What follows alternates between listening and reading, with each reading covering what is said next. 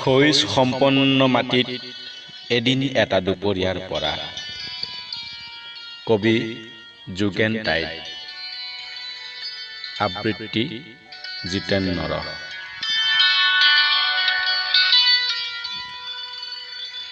যোৱা নিশা সোৱণশিৰিত যোনে তাৰ ডাৱৰৰ মলি লাগি থকা সোণালী চুলি ধুইছিল।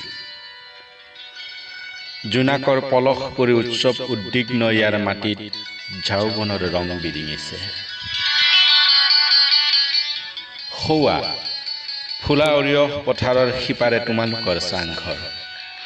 তুমি হালধীয়াত ডুবি গাহৰি মাটি থকা মই দূৰৈৰ পৰা দেখিছো। আহ, ঢৌ খেলি খেলি সৌৱা কি উৰিছে মাটিৰ পৰা। ধোঁৱা ধোঁৱা সেউজীয়া ধোঁৱা। শোকৰ এটা কীটে কামুৰি কামুৰি কলা কৰিছে তোমাৰ কলিজা। তোমাৰ কলিজাত এটা ঐনিতমৰ কলিৰ প্ৰসৱ হৈছে। সদ্যজাত ঐনিতমটো সেউজীয়া ধোঁৱাৰ অৰণ্য কাটি বৈ আহিছে সৰিয়হ ডৰালৈ।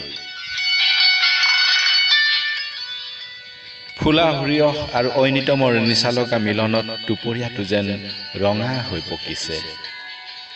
শৈশৰ আনন্দত আকাশেও তাৰ নিষ্পাপ নীলাখিনি বাকি দিছে নদীৰ গিলাচত।